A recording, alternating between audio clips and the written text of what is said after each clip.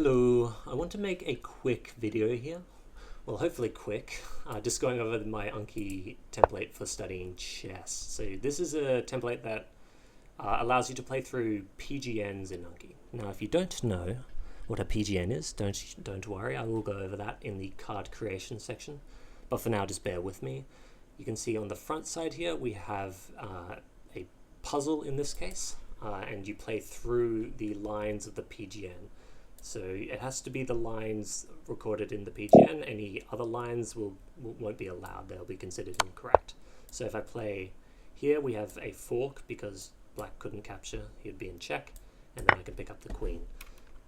And if you see on the back side, we can see an analysis sort of a viewer, and you can explore the position. Maybe play other lines. What if black goes here instead, or you can use these buttons as well for navigation. This is useful for mobile, as these cards do actually support mobile. And you can also click on the arrows to navigate as well, which is a fun little feature. And also, any box that only has one valid move does actually just auto move to that when you click on it, which is something I just prefer. And this copies the current position to clipboard. So say you found an interesting position, maybe you wanted to make a flashcard from, I don't know, from here. You can actually copy it to clipboard and then paste it into analysis software and explore it, maybe make another card. This flips the board, and this turns on a local engine, which is pretty cool. So if you see here, you can see the line recommended by Stockfish, but you also see that this border changed. So this indicates white's has a crushing advantage, probably a forced mate. But if I play a silly move, you can see it flips, and now black has a crushing advantage. So you can explore what sort of Stockfish thinks, and you can see as it calculates further, the line can change, and you can explore, what sort of happens, and maybe clarify positions, which is pretty cool. And as another example, this is just an entire game. This is a famous Paul Morphy game, but you can just see what sort of other cards might look like.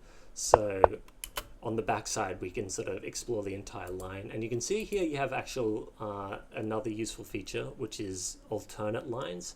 So if there are multiple correct answers, you can actually include them all and have them all be considered correct. And by default, the puzzle will respond randomly with alternate lines. So if you include multiple responses for the opponent in the puzzle, it will actually pick them at random by default, but you can configure this to your own tastes. So talking about configuration, you can see I actually have two different setups here. So in the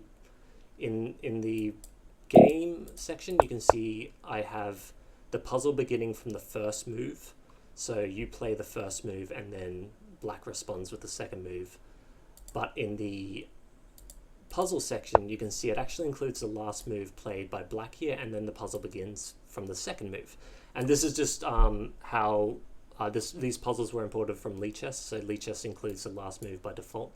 So it can be a handy option to have. And it's just nice sometimes to know what black played last, because maybe an en passant is the correct play, and if you don't know what black played last, you don't know if it's actually a valid move or not. And another thing you might notice is that the user text isn't actually included in the front of the puzzle template here, but it is actually included in the game. And it's just nice to be able to configure your cards differently depending on the type of cards you're making. So I am doing that using the companion add-on, which we'll go over next. So this is the companion add-on. I'll include a link below, but if you add this to Anki, this will handle updating and installing, and also configuring the options for your note templates and adding multiple note templates, like I talked about earlier. So this just tries to make the process as easy as possible. It's not actually required. You can do all this manually if you want. The cards will work without the add-on, and they, like I said, they work on mobile as well. But this just makes the process a lot easier. So yeah, so to install, copy this code, paste it into Anki. I'm not going to go over that. If you don't know how to install an add-on, this is probably beyond your depth as far as you've got other things you need to learn first. But install this to Anki, and I'll show what that looks like when you launch your profile. So if I create a new profile here, just to show, test 2, and we'll open it up, you'll see the add-on will detect that that you haven't installed the template, and it'll ask you, do you want to download and install? And also, if I push an update, it will also check for updates. So it can keep your cards up to date as well. So if I click OK, you'll see this can take a little while, but these are actually the last release notes, so you can read through and see what's been changed. But I'll click yes to download. Now this can take a little bit mainly because Stockfish is like 50 megabytes or so, so it's got to download and extract. So depending on the internet, just be a bit patient. Don't try and force quit out of the the program. Sorry. But you can see once it's installed, it will actually create an example card here. Now you won't see it until you reload the page, so just click into the deck and then come out, and you'll see it creates this deck with the game example we saw earlier. So this is a polymorph again, and you can see it's just an example card that you can look at. But you can also come to this here, this add or edit note templates, and this is where the magic happens. So this is where if I wanted to make another template, so you can see by default it includes the chess 2.0, but say I wanted to make another one for you know, let's say we have flip off by default, and then we'll make another one where flip is on, and we can make chess 2.0 flipped. We can do that here. So flip, and we'll have a template. I guess we'll save it. I guess we need to reload for it to see. So you can see it. We can see the flip template as well, and so you can have different options for different templates depending on how you what sort of cards you want to make. So going over the options, this will mute the audio if you don't like that sort of thing. This handles this is how many mistakes you can make before the puzzle auto advances. So by default it's 1, but if you want more or even none, you can configure that here. This is the font size. This is interesting. So this basically means, will the puzzle be marked incorrect if you make any amount of mistakes, or if you make mistakes equal to your handicap? So if you want to allow sort of a certain amount of misplays, you can have this disabled. It's kind of useful because I just found the cards can sort of pile up when you're studying like 50 cards. Penalizing sort of silly misplays as you're trying to quickly answer them can sort of really add to your review time. This allows variations. So when I was talking about multiple lines being played, this disabling this will disable that, so it only allows the main line to be played for both sides. This is flip. So if the puzzle begins with the first or second move, this disables arrows for the front side. So by default, if you have variations and there were multiple correct plays, it will actually indicate other alternate plays you could have made after you make them on the front side. But if you don't like that, you can disable that here. This is what shows the user text on the front or back side. This is a cool feature. This actually, if neither player holds castle rights, it will actually randomize the color on the front side, and it can flip the board, so it can mirror the board, so it goes from left to right instead of right to left, which is quite cool, just to sort of try and make the cards less memorable, so you're actually memorizing the correct moves rather than just remembering the card and playing from memory there. And this is if you click on a piece, it will highlight all the legal moves you can make with that piece. So they're all the config options, and you can set them differently for different card types. So if I make flip, I can make that to flip the card, and the template will remember your config for each card type. So that's the add-on. And just going over quickly what the template is and how it all works, just so you understand. These are all the media files it relies on, quite a few actually, and this is what will be added to your media folder when you install the companion add-on.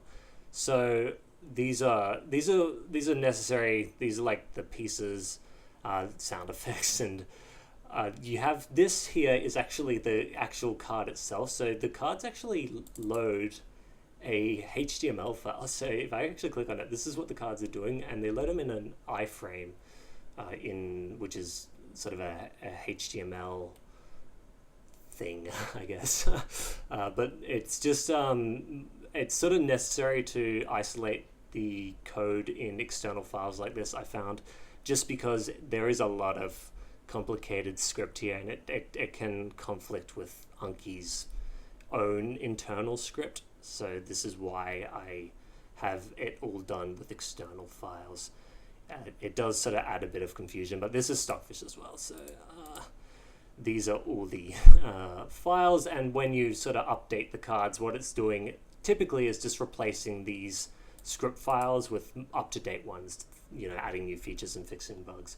And then the template itself, if I analyze the cards, is here, and again, all this really is doing is loading the iframe with that local HTML file. And these are the config options as well. So if you did want to set them manually without the add-on, you can do that here. So that's just good to know, sort of basically what the cards are doing and how they work. And this is also why it works on this is why you don't need the add-on. All the required script and media files will be in your media folder. So once you've synced it all, it should work on all your devices, which is pretty cool. And so now I just want to quickly go over how you might want to make a card. So let's just quickly go over what making an example card might look like. So I'm going to make a flipped card here. So I'm going to include white's last move, and we'll make a puzzle from black's position. So after this play, you can open up your analysis software and paste in the position and sort of see, okay, what are some good options here? So a couple of good plays that Leela thinks are fine.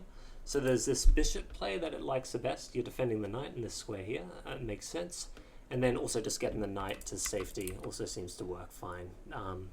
I guess your position's pretty good as black, so you don't have too many concerns. But let's say we play something bad here. So let's play this move. Is apparently pretty miserable, and you can show here why that's pretty bad. And we'll include this as a blunder in the example, just to show certain extra features you can include, which I think are pretty cool. So let's copy this entire thing, and then we'll add a card, and we'll add a flipped card in this instance. And let's mark this last move with a blunder. So blunder is double question mark, but you can also do single for mistake and question mark, exclamation mark for dubious move. Now any of these moves will be considered incorrect if you play them with a puzzle. So if I add this card, we'll make a new deck. Just call it that, and let's see what that looks like. So you can see this is a puzzle, and if I play the correct move, it goes green. But let's play the incorrect move here, which it was this, and you can see it actually marks the move as a blunder. Now these are the alternate lines, so these will show you the other options that were playable. So this was the main line, and then the two alternate.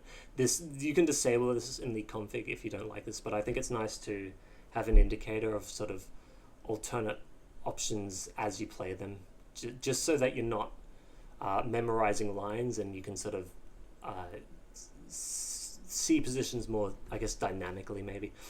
But you can see the puzzle after I play the wrong move is marked red. So it is very useful to be able to include mistakes in your puzzles, because it forces you to look at, I guess, threats the enemy might have. So maybe there was a fork that is a threat, and so you can include a move that doesn't prevent maybe that threat, and then have the puzzle play out why you need to play certain moves to make them more clear as you're playing them.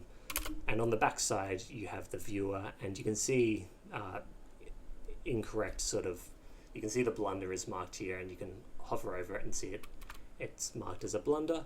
And there are actually a bunch of other nags that are supported, and I will include support for all the standard ones in a future update. But basically, you can add other little cool little things. So maybe you might want to show this move as a good move. So good move is single exclamation mark, and excellent is double, I think. And that will actually show in your puzzle too. So if we play a puzzle, we can play this move, and you see it's just a fun little exclamation mark will come up and say, that's a good move. So maybe you make a brilliant move in one of your games and you want to immortalize it in your Anki template or something. I don't know. Just a fun little option you can have. But on the back side, you'll see support for all kinds of nags, so things like white in Zugzwang or this or that, and you can actually include that in your PGN. A lot of analysis software will do it by default. I think chess.com includes a bunch by default, but if you want to look into all the various options, I will include that in the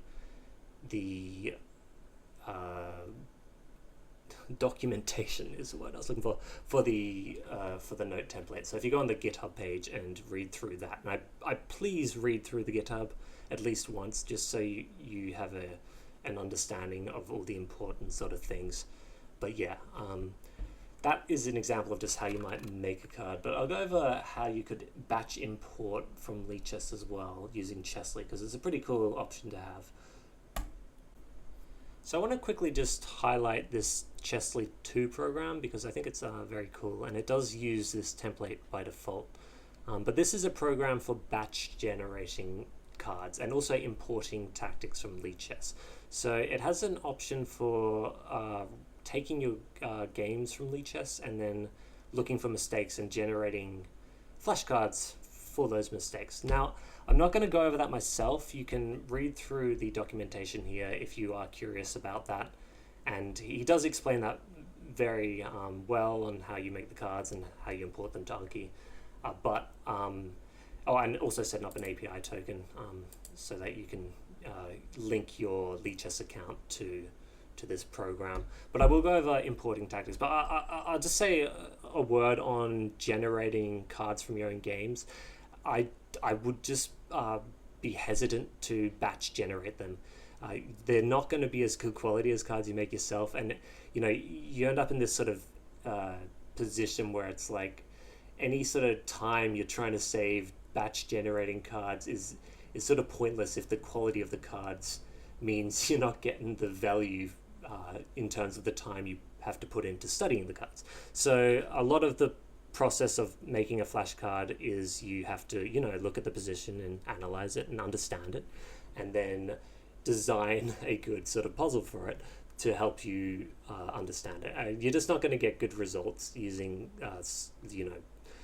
Python scripts that do it automatically. So I would say try to just make them yourself in analysis software. And I'll go over that later using Lichess software, of just looking at one of my games and making a card from the mistakes, just so you can sort of see how I might do it. But for now, let's just make a bunch of tactics. Let's import some tactics from Lichess, just because it is a cool option to be able to import tactics of certain themes. So if you go here, you can actually use the program without any sort of installation, and let's grab a bunch of tactics from Lichess's database. So I'm just going to pick the most popular ones because I only really want. Let's just try 100 here, and let's go puzzles, and we'll go fork here. So if I go fetch puzzles here, it's going to analyze, it's going to grab the 100 sort of most popular, I guess, puzzles from Lichess's database with the fork theme, and you can also change the rating range. So if you want your puzzles to be harder, and also limit the number of players, so you want the puzzles to have been played a certain amount of times, I guess it could be good so you make sure you don't get any bad puzzles, I guess. But for now, let's just leave it here and see what happens. So this is going to hopefully fetch 100 puzzles for us, and that all looks pretty good, and we'll download. So it should download a CSV file. And if I look at my downloads, you can see that's there. So let's show you, let's import this to Anki. So to import a CSV file to Anki, a CSV file is just a text file basically that's formatted for like spreadsheets, I guess, so you can have cells and rows and all that. But we'll look at this, and this is important. So the field separator is what actually separates the cells, or the columns, I guess, in like a spreadsheet. But colon is wrong. For Chessly, it is actually comma, and you can see there should be 2 fields when you import a Chessly CSV file. And so this is actually the comment on the puzzle as well, and this will be the PGN. And we're going to import it to Chess Flipped because, as I mentioned earlier, Lichess puzzles do include the last move played by the opponent by default, and we'll import it to new. That all looks good, so let's import that, and that's all fine. So hopefully, if I come here, we have a puzzle, and that all looks good, and this should be a fork if the theme is correct, and it all looks very nice. And on the back side you can see the text here, which actually, if you did want to add your own text to your cards, you can add a bunch to this field, and you'll see that in this sort of section here. So that's pretty nice. We just straight up made 100 tactics with the theme we wanted and the difficulty one we wanted. So I think that's a very cool piece of software. I just wanted to quickly show you how you could use it, and yeah, go ahead, make your tactics. So let's just quickly go over making a card from one of your games and what that might look like in, say, Lichess or chess.com. So here we have my Lichess account. Don't look. But we'll go to my last game and look at the computer analysis for it. And this is sort of what computer analysis might look like, and you can sort of look at the major swings. Don't waste time on every little minor inaccuracy. You'll never reach perfection in chess. Just look at the big sort of blunders you make, I would say. So let's say you wanted to make a card with this sort of blunder. You can see the blunder is this castle play. So I want to include the castle in the note type because that's how I like to make my card. So I'll make a flipped card here. But let's export, let's copy this current position, and we'll go to, the analysis board. You can find that in Lichess here, and we'll just open it in a new tab and paste it in here, and let's just play that move. And then we'll look at what the engine's sort of saying here, and it reckons yes. Doesn't like it either, and that's why. And let's explore this. We can be like, okay, well, after captures, which was played in the game, then captures, and that sort of seems to be the line. But what about this move? Well, then the response is to capture the rook. So by default, if you were to include multiple lines like that, you can the puzzle will randomly select them as responses. So you can sort of add a bit of depth to your card. I do recommend caution here. It's better to make multiple cards than one big complicated card that you'll never memorize. But flashcards should be kept sort of simple, so do sort of use this with caution, but feel free to definitely experiment and see what you like. And again, here you can sort of add comments here. So maybe you want to mark this as a good move, so it gives you that little icon when you play it in the puzzle. I don't know. You have the option to do that here, and you also have the option to add comments. So comments in a PGN are done in curly brackets. So anything in a curly bracket after the move will be shown in the viewer. So let's just add some text. I'm not gonna do anything too sort of specific, but we'll do that. And to import this chunky, you can just copy this entire thing. But actually, I'll point out what this fen here is. This is very important. This is the starting position of the board. Without this, it doesn't know how to organize the pieces, so it just assumes the start of a new game. This is what allows the game to begin sort of mid sort of game, I guess. So this is actually the only thing you really need in your puzzles. Everything else, sorry, this in the move list, of course. So this is the setup, and this is the answer. So let's copy this and let's add it to Anki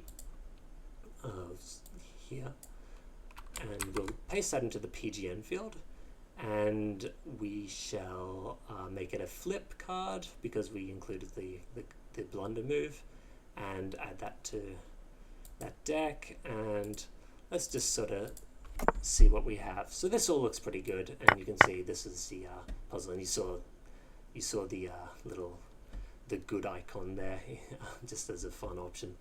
And after queen here, it was capture the rook. And on the back side, you can see the comet as well. Obviously, it doesn't make sense, but if you did want to add some more clarifying information, you have that option here. And then this is I do need to make sure there's a space here. I'll push an update soon to fix that. There should be a space, but hopefully by the time you've installed this template, that'll be fixed. But this is the alternate line as well that you can explore and sort of see, which is all looking very nice. So that's how you might make a card. And you can, again, explore the sort of card types you might want to make. You can make cards from the opponent's point of view. You can make a card and be like, well, white castled here, but let's sort of explore the correct approach, and maybe you might want to sort of explore this line and turn that into a flashcard. You can also look at your game and look at the openings. So you can see here, this is, if you click this sort of talks at the end, the opening explorer. So maybe you want to make cards, and as you sort of play more and more games, you can make flashcards to explore further and further into openings and options you might have. And you can see here, it's interesting that Stockfish considers this a mistake, because it seems pretty fine.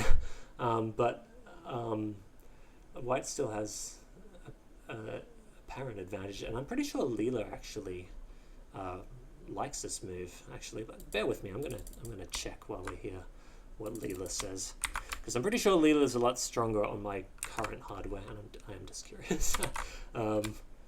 So what is... Yeah, Leela highly likes this. I think that's fine as well. So this is why I like Leela, is it just by default looks at multiple options. So it does make positions like this pretty nice when making flashcards.